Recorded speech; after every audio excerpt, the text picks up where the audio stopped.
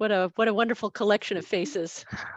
It's so great to see everybody. It really is. It really is. No, and I so appreciate seeing Jeff and Jeri. This is just unbelievable. So We're so wonderful. appreciative that you're here. This is going to be a lot of fun. Jeri, so to pronounce your last name, Screnchy. Scratchy, that's correct. Screnchy. All right, good. I didn't want to make a mistake. Hi, everybody. Kathy Guiney's joined. Oh my Hey. goodness. Hi. How are Wow. you? Oh, So glad. so So glad. nice to see you. I've heard so much Nice to about see- you. Oh, thank you. You know, Kathy, Kathy we still have runs. we have a profile of you on our website, and we just, we're just very proud of you as an alum. So it's Oh, lovely thank you. lovely to see you in Thanks. person. Thank you. Yeah. libertyacrunning.com if you want to check it out. Okay, thanks. You know, Kathy still runs, so we could try. and I recruit- do. Yeah, I do. she's out in San Diego, but we could recruit her. Yeah. Oh, hey, absolutely. I don't know about any of that. Watch out. Watch out.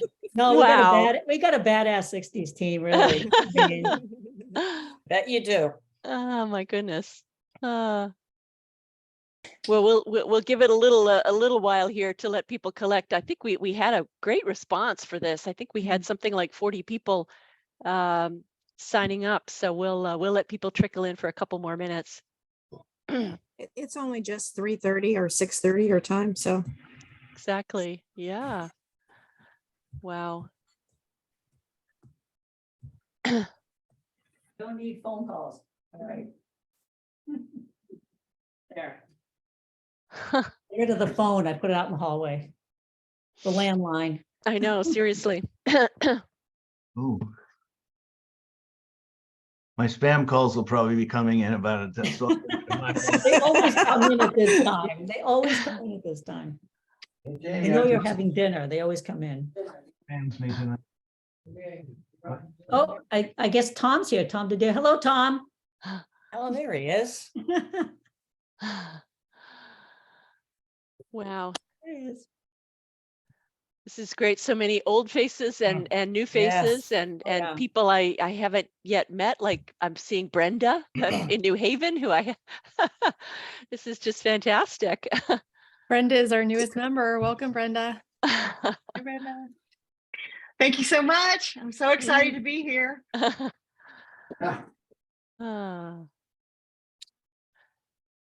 Well, should we get started, or shall we wait another minute or two? What do people think? I would vote for waiting another minute or two. The link was kind of slow getting in, so it might take people a little bit of time. It's true, yeah. And for those of us who had Zoom updates having to happen at the last minute too, you Oh, never know. Yeah. Wow, this is great. I'm seeing names of people who I only have known through, historical membership lists, and it's just amazing. Oh, wow. Wow. So you can see well. Yeah, goodness.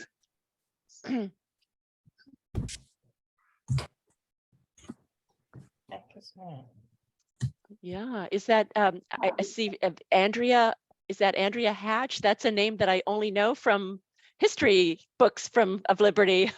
It's really Yes, this is Andrea. great to see you. Oh. This is terrific. Are you out in Colorado, Andrea? I'm in Maine right now. Oh, really? Yeah. You had a house amazing. And your family's out in Colorado.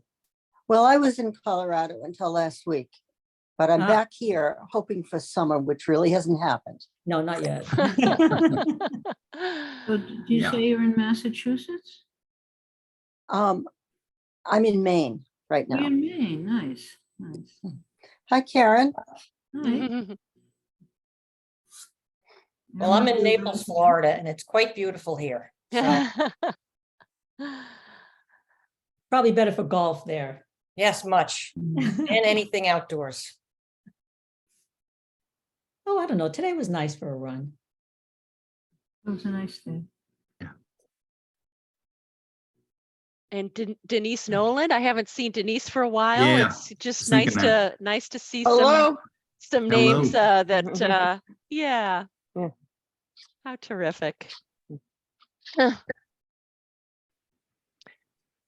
Well, perhaps we should get started because I Yeah. know that we only have so much of people's attention. So I will kick things off. I think I know a lot of you, but not all of you. My name is Vicki Bach. I'm the president of the board at the moment. And we are just so thrilled to have you all here.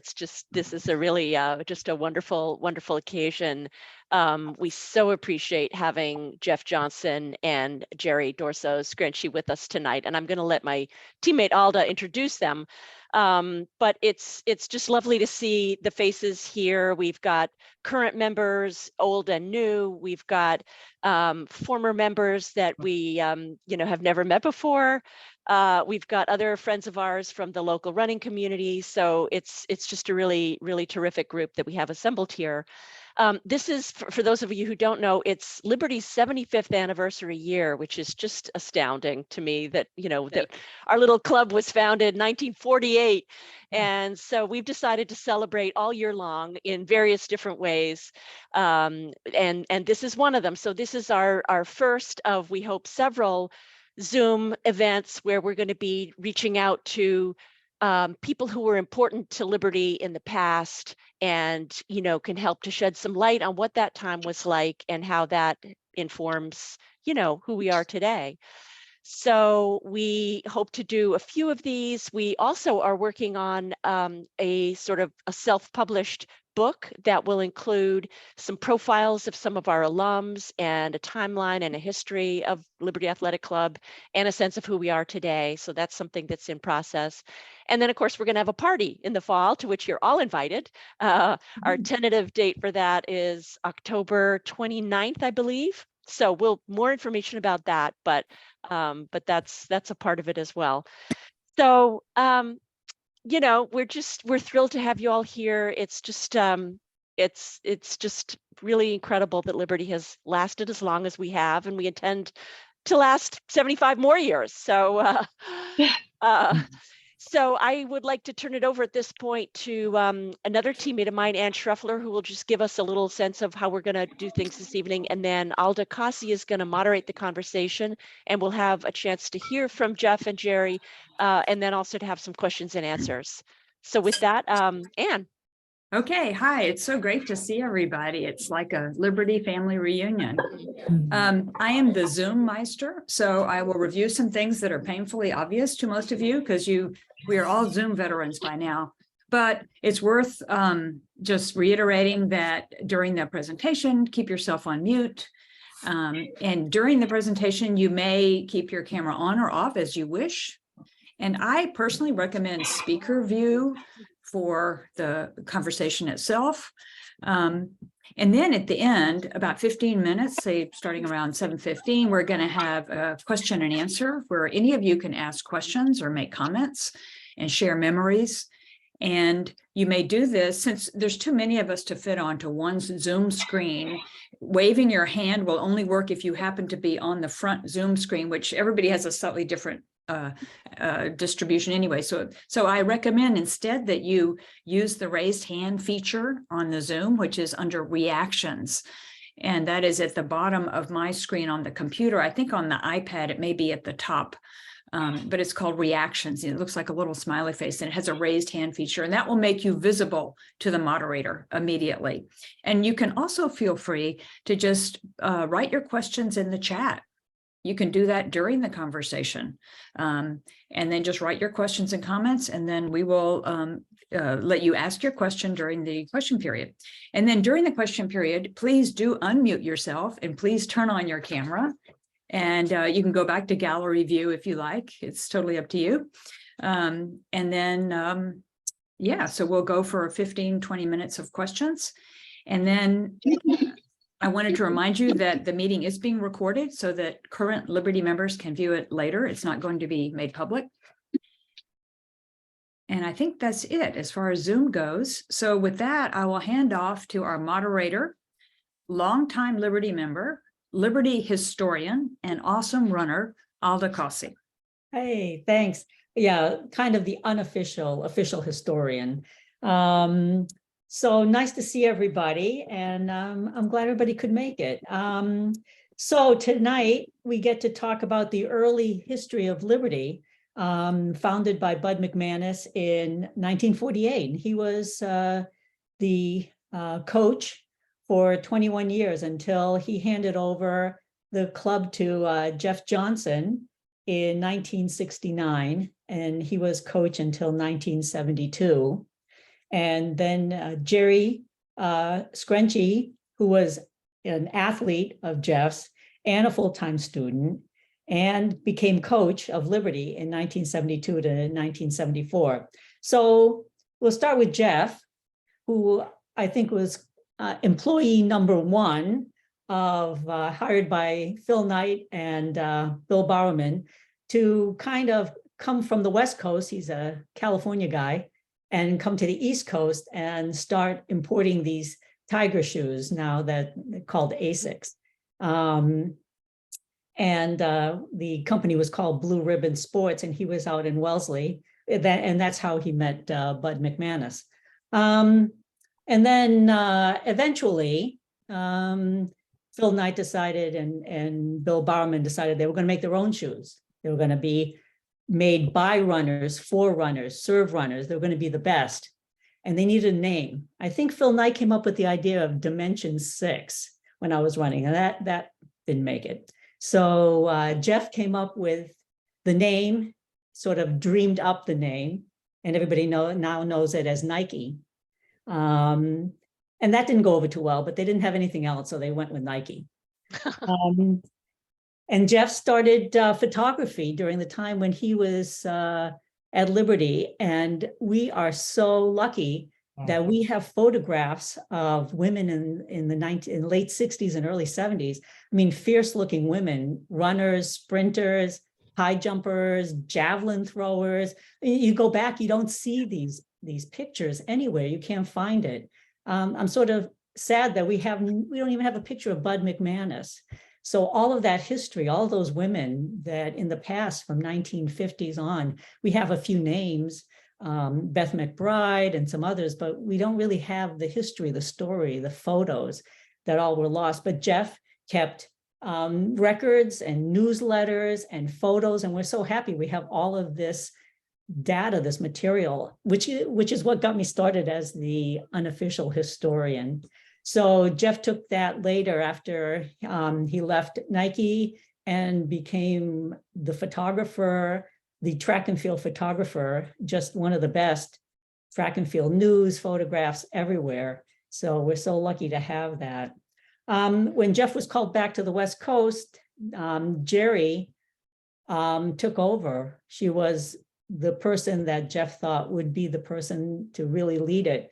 And like I said, we're so lucky that in the history of Liberty, we could have gone the ways of a lot of women's track clubs, the Michigams, the San Jose Cinder Gals, the Brooklyn Adams. But every time we came to a turning point, somebody stepped up. They thought it was important enough to keep us going. And Jeri picked it up, and she went in and she became coach from 1972 to 74 while a full-time student at Northeastern and training herself and a coach. And at that time, the coach did everything. I mean, putting together not just the coaching, but transportation. And I mean, there was no the directors or board or anything. It was all one person, and she did it all. And then we'll have to get into all of her lack of support from the people around her. And then Jeri went on to earn an MBA after college, and she worked in the local area in healthcare administration, ran an ophthalmology and dermatology practice for 20 years. And now she's in her she calls it her second act, where she's into golf.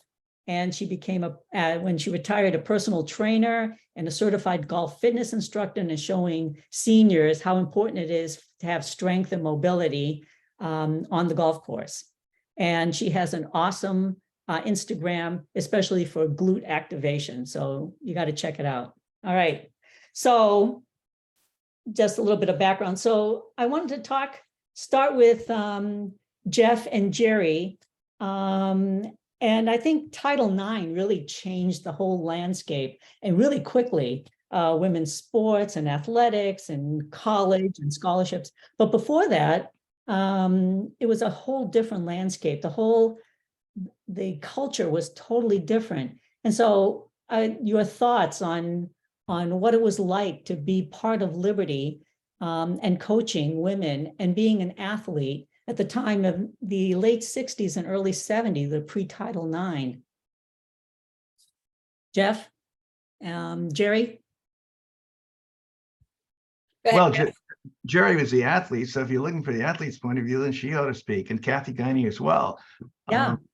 And because she represents that same era, and I was just ignorant of the whole cultural impact of the subjugation and oppression of women as athletes, and I was pretty much oblivious to all that. And Bud had handed me the reins of Liberty at a time when there's no way I could do the job. But then he said some fatal words to me.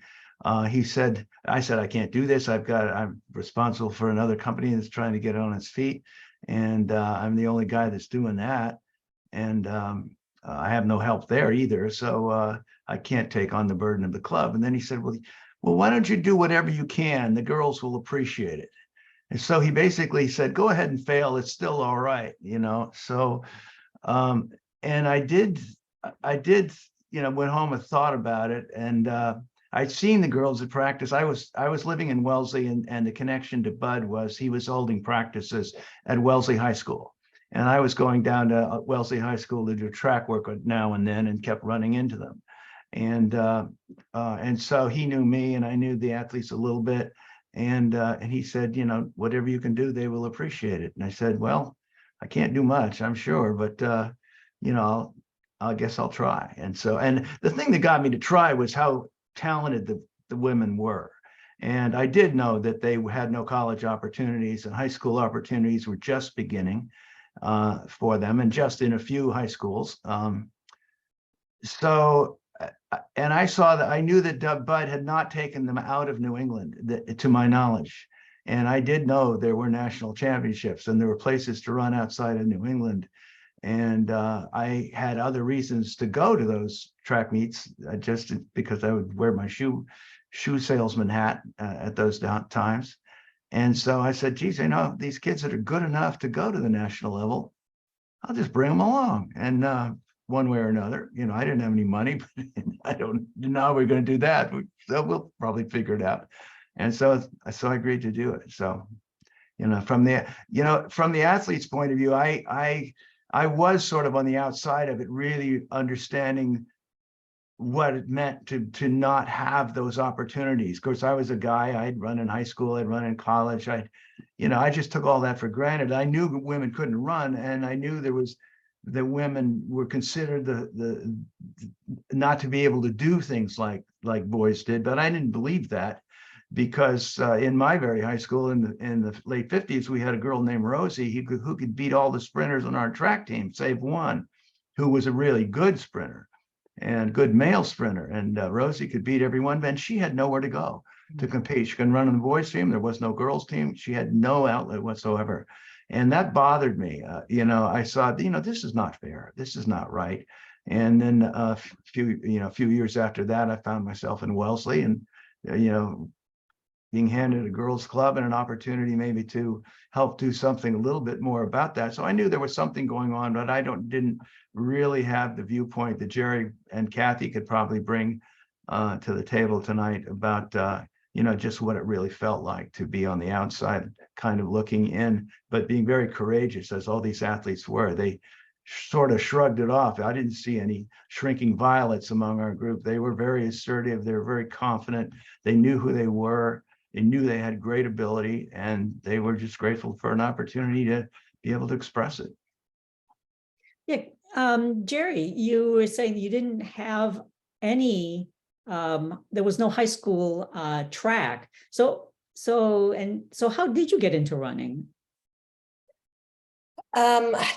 It's funny, they actually had a powder puff football game at Linfield High School, and I kept beating everyone running, and it was probably the only thing I could do was run. So I thought, wow, that's pretty good. I can do something. I can run. And somehow they didn't have many sports for girls, truly, in the 1970s. I don't know what was going on at Needham High School for Kathy, but at Linfield High School, where I was, there was not much. And I remember asking the athletic director, who was my math teacher, if I could run with the boys team. And he said to me, no, because you might beat some of them and make them feel bad. And that was my answer. And that was it. And So how did you come to find Liberty? I don't remember, because there was no internet and there was no social media. So I must have gone through the yellow pages or something and found some track meets at Brockton High School. And I don't know how I found them, but I ended up there and I met a bunch of runners, and I found Liberty Athletic Club, and I was darn lucky I did. And I remember, said this before, that I used to drive from Linfield to Wellesley at about 5 o'clock in the afternoon. And let me tell you, in the 1970s, there was no traffic on 128. It was a straight shot at 70 miles an hour. And it was no problem getting there, no problem getting home. And it was great. And I worked out in the summer and the winter. And I said that Jeff used to schlep us all over New England. We went to Burlington, Vermont. We went to the Dartmouth Relays. Jeff, you took us there. We went every place in Jeff's Volkswagen bus camper to all these meets.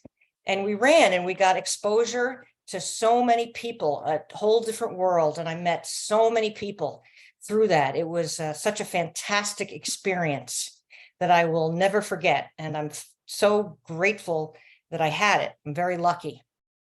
Yeah, Jeff just took it up a notch from Bud. I think Bud was kind of like a local guy. I don't know, Jeff, you were on the West Coast. There was so many great West Coast women that were running then. So I don't know if you had more exposure than what we had on the East Coast, but just to open up that opportunity, that's something. So I remember it's in one of your emails, Jeff, you were talking about what it was like to run during the time. The first race I ran was on a cinder track. So I don't know if people know what it was like. Well, the training facilities, and when the first shoes I had were Keds, and then I think the big thing was I think the Nike Waffle Racer was really a cool thing. But what was it like then? I mean, I ran in a t-shirt or a button-down shirt and we didn't have anything. Well, so did the boys. So there wasn't anything with the boys either. We ran and we'd get arrested running on the streets in white t-shirts and white shorts because people thought we were out there running in our underwear. So insofar as equipment, it was pretty lame. And that's what, people, I got into designing shoes with Nike. And I get a lot of credit for that, when really any high school kid in the country could have done it was so obvious what needed to be done with footwear. They just needed to be lighter. They needed to put the spikes in the right place. They needed to be more comfortable, and so it was pretty easy job. Now the technology that's in running shoes is the difference between the Hubble telescope and stone tools.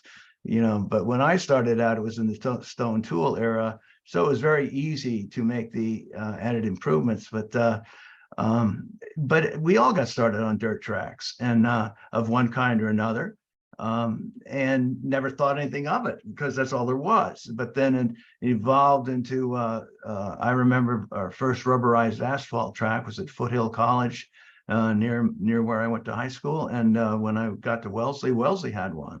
Wellesley High School had one. And the first tartan track, the synthetic track that was, we now call tartan, the orange track, the bouncy urethane stuff. I think the very first one went in at Macalester College in about '67. It was a gift from the 3M company that the Scotch tape people who had invented the stuff. And the first Olympics that was ever on that kind of a track was the '68 Olympics in Mexico City. But I don't think there was one of those in New England until, I don't know, I don't pin me down here, but I don't think we saw one until 71 or 72. And it was, maybe BC, maybe, I don't know where it was, but so we all grew up in basically the same situation with regard to tracks and the equipment and apparel. Yeah, I was looking up, there was a shoe manufacturer in the 60s that in Fitchburg, Mass, that made roller skates. And they made a pair of track spikes they didn't put the wheels on the bottom. They just took the shoe part and then they stuck they hammered on some nails at the bottom that was supposed to be a track spike. So, and I have one of their banners, the felt banners that they were showing that they were selling the shoes. Yeah, it was a whole different time. But, when you're talking about the women that you coached during that time at Liberty, I mean, you had Olympian, you had Francie Craker, you had national Kathy Guinea, who's there. You had Alice Paff. I mean, a whole host of women that just went on to national, international, Kathy Lawson. It was an amazing group when I started looking at the history. I mean, how did all these women come together that were like in this talent? How did they find each other? Well, I think Jeri, they would do what Jeri did. They would read the sports pages and hear about all-comers meets and go to them and find Liberty there, because we're almost the only game in town insofar as the Greater Boston Track Club was concerned. The BAA was basically a road running club. They weren't really a track club. The Green Mountain Athletic Association was about the same. John Carroll down in Falmouth at Falmouth High School started the Falmouth Track Club. But basically, it was pretty much limited to his own Falmouth High School athletes, and with one or two from Seekonk and one or two neighboring schools like that. But we'd been there since 1948, and I don't know how much Bud publicized the club, but they were appearing. The first time I can remember seeing Kathy Guiney run was on the floor of the Boston Garden. And that would have been as early as that would have been as early as the winter of '69 or even '68. And so they were getting some publicity and some exposure. So I think that, people who were good and they knew they were good and frustrated by the lack of opportunity were probably doing just what Jeri does, just kept looking until they found us. And we were the easiest ones to find as far as I knew.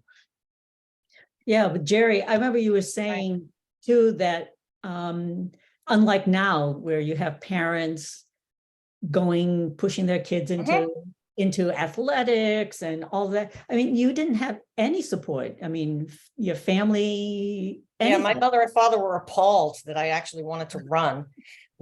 Women don't do that. I wanted to buy weights, and my mother had a fit that I wanted to buy weights, and it was rather interesting. That was pretty much their, they were Italian, God rest their soul. I don't want to say anything bad, but of limited education. So that was their thing. They went what that was passed down to them, they were passing down. You got married, you were a housewife. They said you baked cookies for your man, and that wasn't my thing. Yeah. So, I'm not once did my parents ever come to see me run ever. And they wanted me to go to like the state teachers college so that I would have the summers free with the kids. If that's how you were supposed to do it. And why run? I mean, why would you want to run? Right. Right. What's mother still would say, I would say, I'm going out to run. And she'd say, oh, you're going to walk? And no, I'm going to run. She used to call it exercise. It's not exercise. I don't know. Maybe we should get Kathy. Kathy, I don't know if you can hear, but I don't know what your background was too in sports and how you got in. Kathy was a Liberty member at this time. Yeah. So I got into running when I was, 7, 8, 9, 10 years old. We lived in Canada at the time, and my parents were desperately trying to find something for me to do because I was somewhat unruly as a child, and they were trying to keep me busy. And they happened to see a bunch of people running around a track, and they said, "Here, dear, go do this." So I did. And I was quite good at it and liked it and had some success in Canada. And when we moved to Needham, junior high, I just assumed that I would continue to do that. And it's funny, I look back now and I mean, it must have been a challenge. I mean, the world was different then, but I don't remember it at the time as being a challenge. I just went to Needham High and I ran track and I played basketball and I did all those things. And I met Bud. He came to a track meet at Needham High. And my mom used to sit in the stands with her little pocketbook, and she would sit on the stands, and she was there anytime we ran locally. She would come, and he noticed that she was my mom, because just like mom, she's waving at me and calling my name and stuff. So he came over to her and said, "How about you have her come in the evenings?" And I think it was like Tuesday evenings, Jeri, I think it was over there in Wellesley. And my mom said, "Okay, she'll be there." And nobody kind of asked me, I was just there.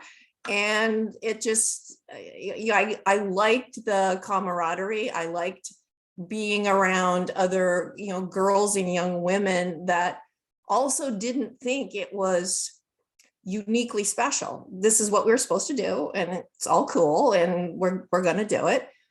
And so in reflection, it just seemed perfectly normal to me to do that.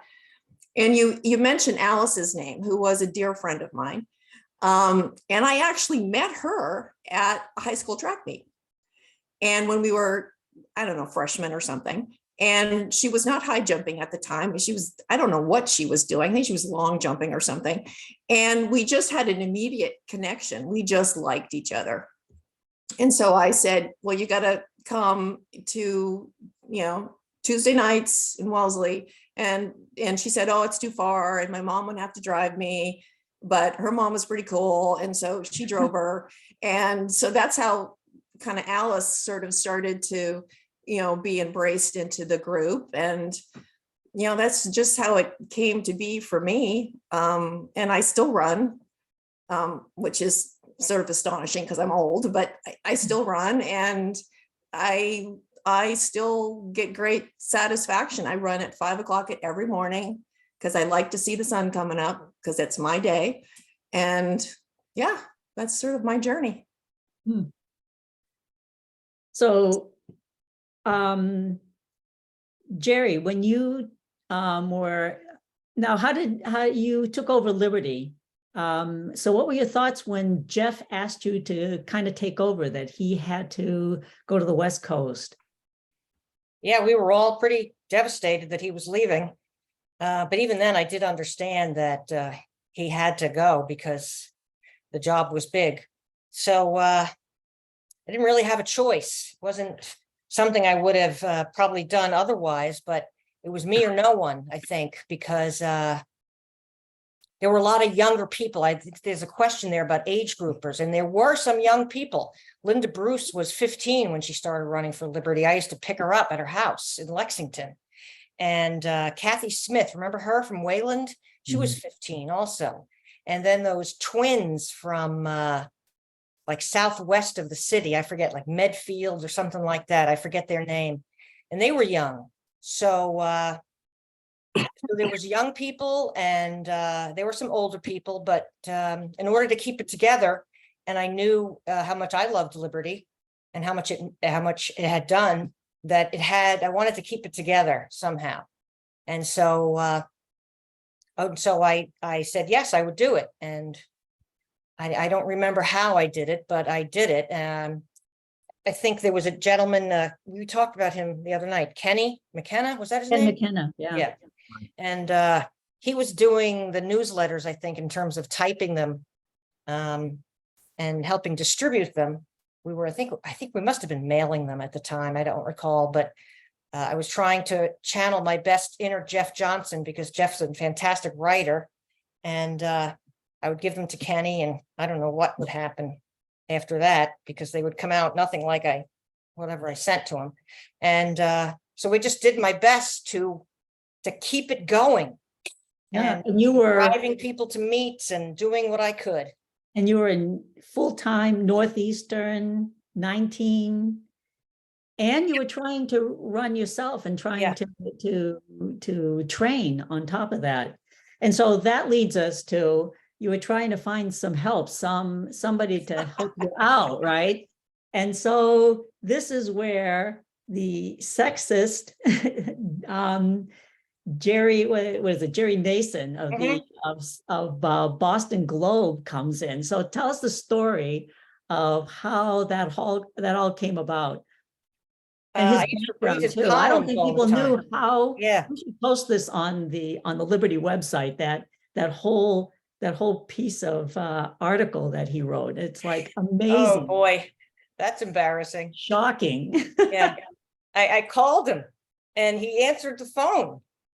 And I thought it was such a big deal because he was a Globe writer, and he invited me in, and I went in. He just had a cubicle. I think I was mesmerized, and we talked. And then I was riding home on the train. It was during the summer. I had a summer job, and I was riding home on the train. Remember, they used to have the Evening Globe, and I used to pick up the Evening Globe, and I open up the Evening Globe, and I'm sitting on the train, and I see the headline, "Can you help this damsel in distress?" I was like, oh my God. Yeah, that you needed help. This poor girl. It's like you were the frail, young, and I just couldn't young believe waif it. who couldn't do it on her own. Needed a knight in shining armor, literally. Oh, here it is. Well, that has nothing to do there. Can anyone? Well, that's the badass damsel? picture Oh of Jeri running. Oh my God! And this one, read the can article. anyone help this damsel in distress? Not only that, but he posted your phone number on. I mean, I was horrified reading it. Like I said, you could do that back then. Nobody cared. They post your phone number, whatever. You know, it wasn't like now where you'd get hate mail and hang-ups, and you didn't get anything. I think some gentleman from the next town helped me out a little bit here and there, but that was about it. Amazing. Yeah, I guess he was known. I guess he also had a run-in with Francie. Was that another time? How did that come about? He had another run-in with another Liberty person?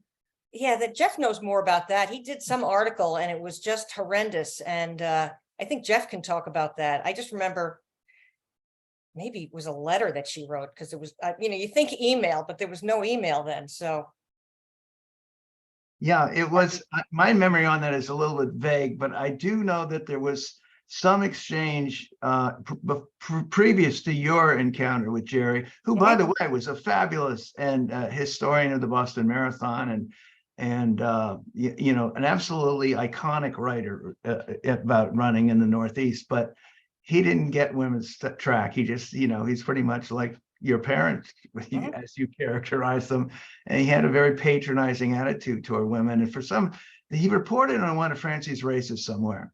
And he wrote about it in that kind of manner, as rather than report her performance, he commented on her femininity or some other aspect that has absolutely nothing to do with sports or anything to do with an athlete, and it offended her.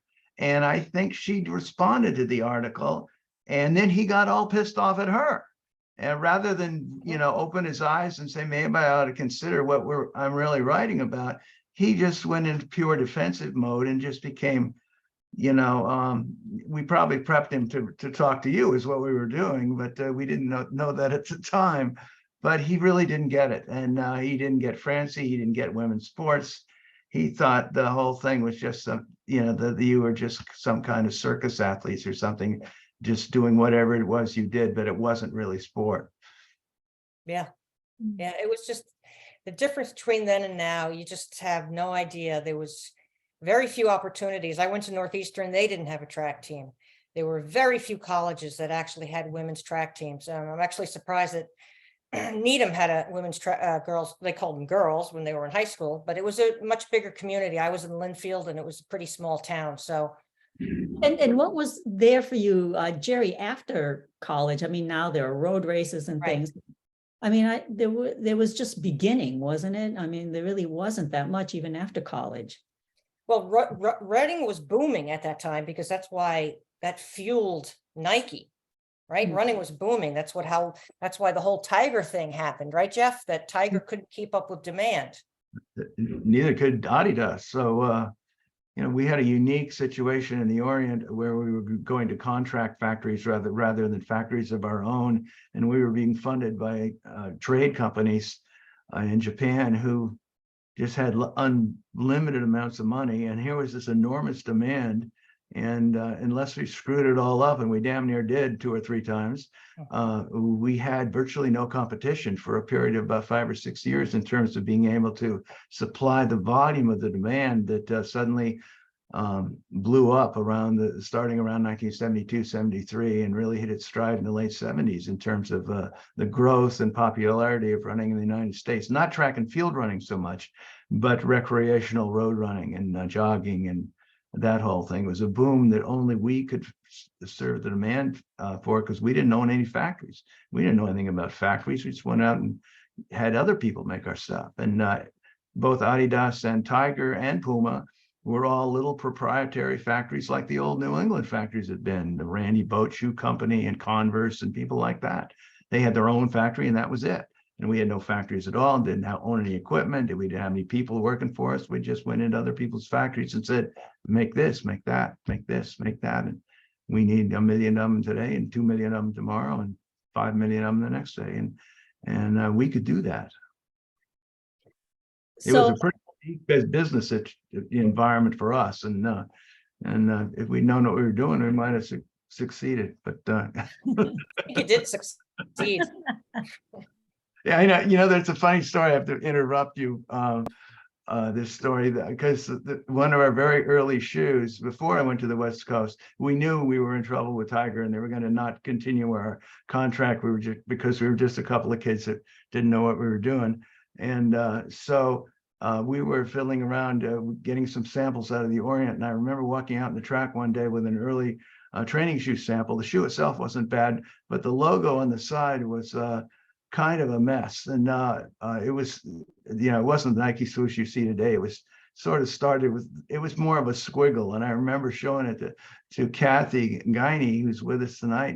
And I remember she looked at it, she said, it looks like a dead fish. And and in fact it did. And so, she and I have always referred to those as to Nike as dead fish shoes. So, and we, whenever. But an interesting one, as opposed to the swoosh, a dead fish on the side of the shoe. Yeah, it looked like it. It really was shapeless. And we were more interested in the shoe than the logo at that point in time, because it wasn't just a sample shoe, but the logo was really a mess. And and what's really so kind of funny about it in retrospect is Nike makes more than 1 million pairs of shoes a day just for North America. And so dead fish shoes came along pretty good. Yeah. So one thing, I mean, you've seen it from the beginning to now. I mean, you've seen all the iterations and how running has changed and the running boom. And I still think that the US ATF has gone through TAC and all the other iterations. What are your thoughts about what's holding track and field back? I mean, I was watching, we talked about this, like watching TV, you can find cornhole on TV, you can find pickleball on TV, and it drives me crazy. What is it that's missing? I mean, can't you if you put something like the Penn relays are coming up, that's so exciting to watch. What's holding it back? I think part of it is that people are just, the US ATF is just pushing names and times, but there's more to track than just your time on the track. I mean, there's the competition, there's the great races, there's the races that fall apart, there's the strategy, all of that is missing. I mean, and in some of you can watch like the college March Madness, and you get into it. They're not necessarily professionals, but there's the heart and soul and everything. Why can't we capture that? What's wrong with it? It's always been behind the time. I don't get it. Well, it's difficult. Track and field is not a game. There are no teams like there are. Cornhole's a game. Cornhole is a team. Well, I don't know. I don't watch cornhole, but that's certainly not. Let's put it in the league with baseball and basketball and football and hockey. There's a local team. You can get behind a team when the athletes change. There's the team persists, whether the star athlete is still playing or not. There's a new one to take its place. And so people can identify with a team, a local team, and they understand the sport. Track and field, unless you did it, you probably don't understand it. And I've always thought that one of the biggest handicaps of track and field is that as great as these athletes are, the handicap they have is they make it look so easy. And they make it look so easy that it doesn't even seem it. I've had people tell me, I had a neighbor once come across the street after he watched Sebastian Coe run 3:47 on a Golden Mile in the early 80s somewhere. And he'd run 3:47 for a mile, broken the world record. And this fat beer drinking, smoking neighbor came across the street and told me I could do that. And I said, I doubt it, Larry. And then he went, honest to God, went to the track to see if he could. And because Coe just made it look so easy. And I heard, somebody else, another person who watched the 1984 Olympic marathon, and the lead American that day didn't do particularly well, and he was supposed to be in the medals. He didn't look pretty well. And the guy watched him run and said, he wasn't even trying. Well, runners don't exhibit you don't see the effort. It just makes it look so easy. But I think the team aspect, and we don't know how to communicate what it's all about on television. It's just not an easy show because it's not a game. There's nobody keeping score. There's no team aspect to it. And when you have a favorite athlete and he's gone, there's nobody to take his place. Or it's some nameless African who himself is only going to be on the scene for a year and then he's gone. So and so far as the running end of it, the distance running end of it anyway is concerned. So it's a hard sport to identify with and keep track of.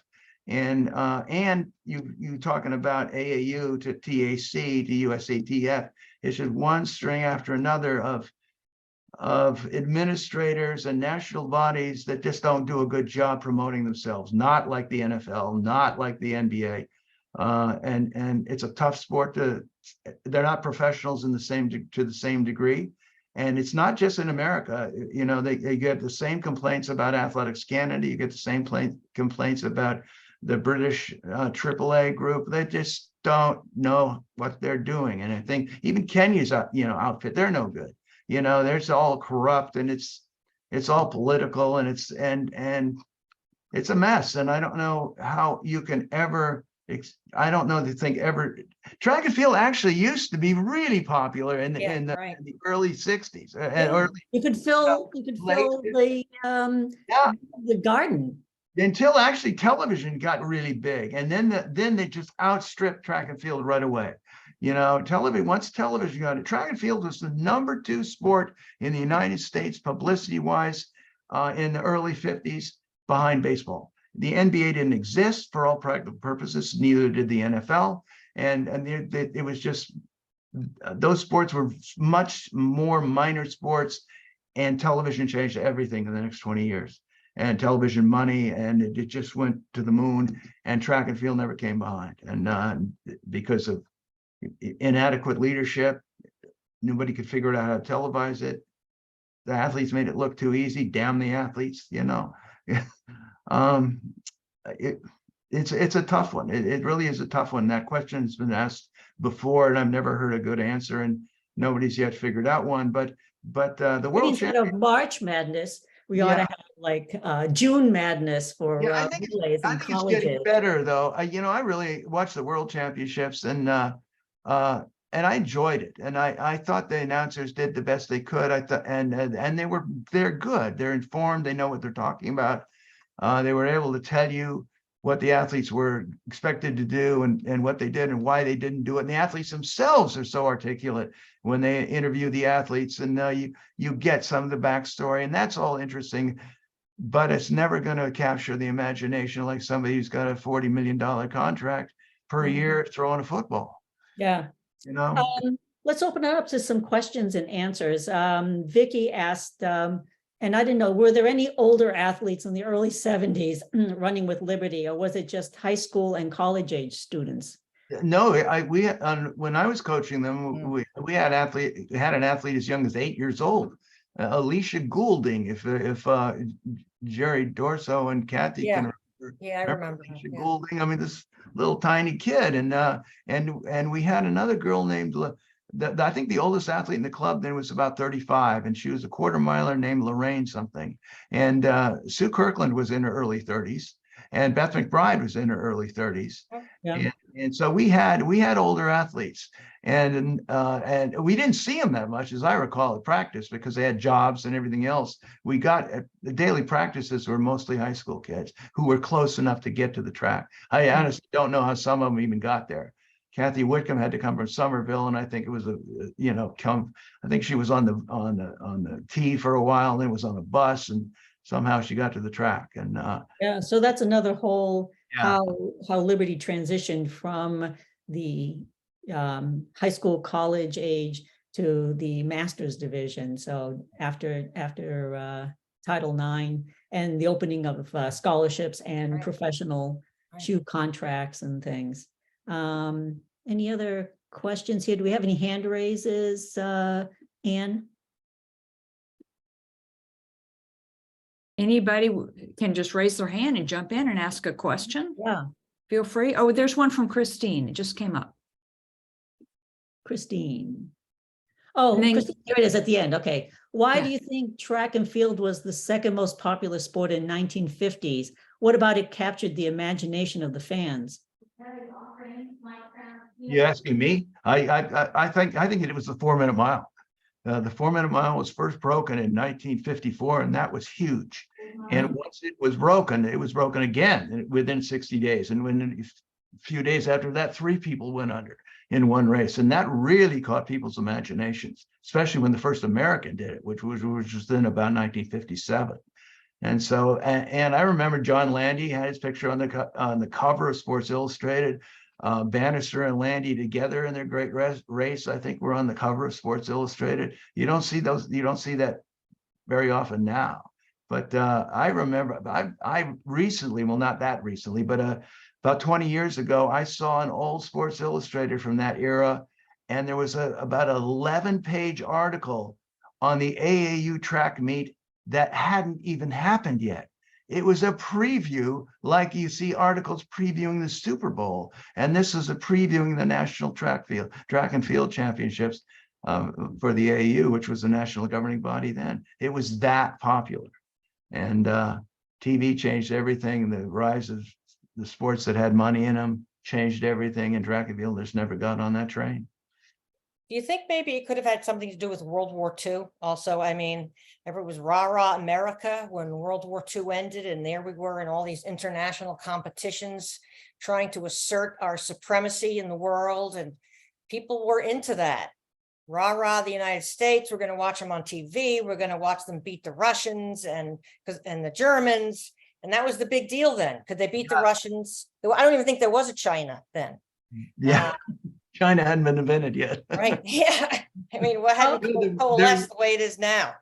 I hadn't thought about that, but you make a great point, because there was an American USSR meet. Yeah, that's what Steve. Yeah, and that was a big deal. That was on television. USSR. That got a lot of press. It was a huge deal, and I mean, huge. I remember seeing the meet at Stanford Stadium in, I think, 1960. And fans came down from San Francisco the whole week before the meet to watch the Russian team train on the training track at Stanford. And virtually everybody in the stands, myself included, knew the names of all the Russian athletes. Right. And they were being, you know, they would go and the Russian women were, you know, were really popular because they would be taken on shopping trips into San Francisco, and they'd go crazy over lipstick and all sorts of things they never saw in their country. And they were just kind of adopted by the whole San Francisco Bay Area community. And then everybody came to the meet. I think there were 90,000 people in the stands to watch a track meet between the USA and the USSR. And it was a spectacular meet. And it was a 2-day meet, and just great. And there's only 2 Americans and 2 Russians in each event. And so it was, you know, every race and no heats or anything, just go at it. And it's really a great meet. And yeah, and it was really popular. Yeah. Oh, Karen Lane, Karen has a question. She has her hand up. Yep. Oh, yeah. I was wondering if any of you remember Ken McKenna, because I remember he once told me that he'd been coaching Liberty since the early 50s. I'm not sure if it was continuous, but used to coach youth and Well, Kathy I remember Gunn, Ken. yeah, I Kathy, remember. Oh, yeah. he was I there. actually, He was there in 1969 when I started, and he you know, he had a lot of records which I, you know, took and began keeping as we started upgrading them. I was, you know, racing old ones and at least putting those old names on top 10 lists or things like that. But he would go to the meets, and he had a full-time job out on the Route 128 at a company whose name I forget now, but yeah, Kathy, he was big. Ken made the whole thing kind of go, and he wasn't at practice every day because it conflicted with his job. But he would come, and I know his wife didn't want him going to wait on track meets on weekends, but he would get away when he could. But he was sort of a club record keeper prior to Alda doing that work now. And made oh, huge, I huge joined contribution. in. Yeah, we both knew Ken. Yeah.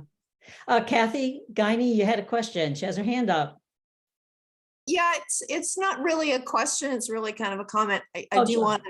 want to comment on Ken McKenna. Yes, he was our record keeper. Just as a little aside, never spelt my first name right. It's spelled with an I, not with a Y. But beyond that, he was a lovely gentleman. I do remember him quite well. But I wanted to comment about the variation in popularity for track and field. I remember very clearly, no idea what year it was. Franklin Field, Philadelphia, Jim Ryan. I wish to God I could remember who he was racing against. I do not, but I do remember it was everybody stopped talking. There was nobody moving. People were pressed up against like a fence so they could see through. The stands were packed. And there was not a sound until the race was over. Then it was like pandemonium. But I think my view is kind of the alternative. I think it's because it looks so graceful and because he looked like he was flying, except his feet were going. And I think that was imagination. That was like, it wasn't so much he's not trying. It's like, maybe if I tried, I could look like that too. That's what always like, yeah, I can maybe do that. And you know, so that's kind of how I process all of that. I agree. There's not an appreciation anymore for the effort, or some people don't appreciate it. As an example, this weekend, it's Carlsbad 5000 here in Southern California. I'm going to run. I always stay to watch the elite runners at the end. They have their own race. And even I kind of go, how come they're running so fast and it doesn't look like they're actually moving? So if I do it, can you imagine what it looks like to somebody who's there with their kid, or because it's so phenomenal? How does somebody move that fast? And you know, even their clothes aren't moving. I mean, it's just amazing. So I get it. I do wish in some of these track meets, I watch the same things on TV that you guys probably do. I wish they'd show more backstories. I wish they would show more stories than just, you know, their moms waving at them or hugging their kids. That's lovely. It is lovely. But what about showing them getting up and, hair is all a mess and I got to go out and run and, oh gosh, it's 8 o'clock. I've got to go do this, this, and this. What about showing that? Because we actually know that all about the football players, the NBA play. We know all of their backstory. What the heck? What about the backstory for all these people that are, doing shot put and jumping over things? And we don't know. All we know is we see them on TV, they have colorful uniforms and that's kind of it. Can't even remember their names. Even me, I can't remember their names because I don't know who they are. I know who they are for 10 seconds. I don't have any backstory at all. Yeah, are we missing My 2 that? cents.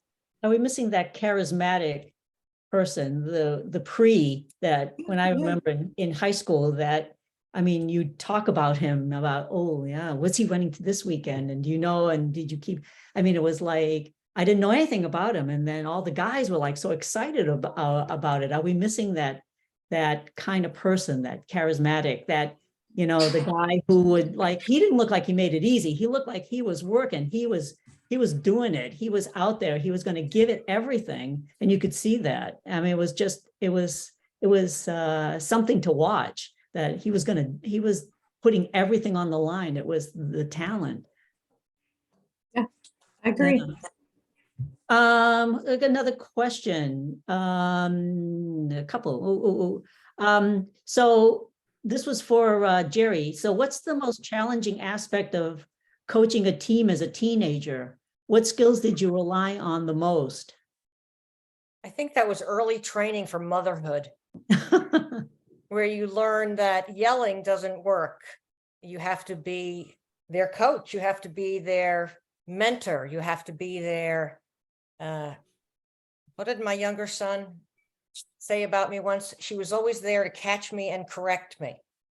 And that's what you have to be. That's what you have to be. And I think it was early training for motherhood. You have to catch and correct. And how you correct people is everything. And I tried to learn from what Jeff had done. Jeff tried to keep up with the trends in running, and I tried to keep up with the trends. So that's really what you need to do to be a good coach, is keep up with the trends. Things change all the time right now. We all know that, with the technology, but training methods have changed dramatically. We never heard of HIIT, high intensity interval training back then. We did it, but we didn't call it high intensity interval training. But it has evolved over the years. So yeah, that's what I would say. It was interesting. It was fun. And Vicky wanted to know, I missed it. Wait a minute. It moved. What did Liberty athletes aspire to in the 70s? The Olympics, regional, national competition. So Jeri, you were an athlete. What were people looking towards? The women looking towards? Sure. I think you were looking for the opportunity to do the best you could do. I think that's what anyone was looking for. That's what people are looking for now. I don't really think any of that's changed. The only thing that's changed is in the 70s, there was very little opportunity. And so what Liberty opened up was opportunity. Oh my gosh, I can compete in all these meets and I could end up in New York running in the indoor nationals, because you understood there were a lot of steps between Wellesley High School and the Olympics. So, so you understood the opportunities as they came along. And that's what everyone aspired to, was to do better and have more opportunities. The same thing that people aspire to today. It's just that there are so many more opportunities for young women, and there weren't then too many opportunities. It's quite a difference, I think, if I look around where I am at right now, and it's a country club and there's a lot of retirees, and it's certainly a good capsule version of what happens to older women when they get to their 60s, because conditioning suffers and a lot of things suffer. Health, mobility, nobody, they walk, but you need a lot more than walking to really stay healthy. And I think the younger people who are coming up are going to be so much healthier than my peers, because we were brought up in a different time. Did not see that as a glamorous thing to do. We didn't have the opportunities. So I think the difference is huge in terms of the outcome. I think Jeri really hit it on the head when she said that people, the athletes of the 70s were doing just what they're doing now, trying to be the best they can be. And not everyone on the track in the Liberty group would have thought they were going to the Olympics. They just knew, they pretty much knew where their place was in the pecking order relative to at least the international scene. But they were all bound by trying to be better than they were the week or the year before, and just trying to improve and do your best. And was really the goal, and that should be the goal for everybody doing anything. I've always argued and tried to coach that track and field is just a metaphor for everything else you're going to do. And you do the best you can, and you're patient, and you work hard, and you pace yourself, and you set goals. And that's what it's all about. And if you have a mentor who like Jeri there, who would coach, be patient, praise, encourage, correct if it needs to be corrected. Mainly encouragement, I think, was the word I would search for. But and then also, just to add to what Kathy Guiney said, that mile race she was remembering was the 1971 Penn Relays, the Dream Mile between Jim Ryan and Marty LaCouri. And there was and LaCouri won in the final steps. But there was a backstory, and everybody knew it then. The backstory was that Ryan had made the Olympic team in '68 as a 17-year-old kid. And oh, beg your pardon, Ryan had run, I'm sorry, it was LaCouri who had made the Olympic team as a 17-year-old kid. And Ryan had just made the team in '64. And he was the reigning mile god of America until LaCouri came along and beat him in the NC2A championships in '69. First loss Ryan had to an American for about 6 years. And then Ryan sort of was a little more fragile mentally than LaCouri, and the press sort of pitted them against each other. LaCouri was a roughneck Catholic kid from New Jersey, and Ryan was a good Christian country boy from the plains of Kansas. It was so artificial and so totally unrealistic, but they put up these two straw figures and then put them against each other. And then when they met again in the race that Kathy remembers, I mean, the crowd was fixated on that race and how it turned out. And it was a great battle all the way. And the nasty, bad, black-hatted Catholic boy, won the race over the corn-fed Kansas boy. But I mean, it was all fake, but it was a backstory. It was a story, and it created a lot of fan interest. And again, we weren't competing very much with NBA or NFL for that kind of news. Yeah. Oh, there's a question. Ken McKenna coached technique events, hurdles, javelin, and then race walking. Does anyone recall Tamsay Andrews, Liberty Javelin in the late 70s? I don't know if she was there with you, Jeri. She introduced me to Liberty AC. Oh, I got a picture of a javelin from it. I don't even know who it is. Ugh. We have a book with all your photos in it. Does that name recall? Name sounds familiar, but it doesn't really ring any big bells. But I remember traveling around with a javelin thrower a couple of times. So we had a javelin thrower when I was there, and she's quite good. And she competed in the national AAU championships. Her name was Louise, and I can't remember her last name. Yes. And she was being coached by a former national collegiate champion, if not national champion, named Bill Alley. And he was somewhere in New England and maybe doing graduate work at UMass or UMass Amherst, but he was available to work with her. And we didn't see any part of her because I think she was living out in the Amherst area, but he turned her into a very good javelin thrower, and I think she traveled with maybe Kathy Gagne remembers her. I can't remember her last name, but I guarantee you it'll be in your records. You know, it'll be in our newsletters from that period. For We'll have the to take a look.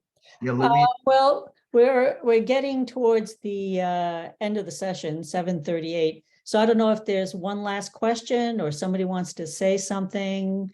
And I know that we went a little over time, but I'm so happy that we were able to all get together and we had and just sort of wrap it up. I think Jeri said and Kathy Gagne said it too, that and Jeff, that these women came together, these strong women came together. They found community, they found support where other people didn't, where the outside forces didn't, where they weren't allowed, but they wanted to be together. They wanted to compete. They were strong, and they found that that's something that they wanted to do.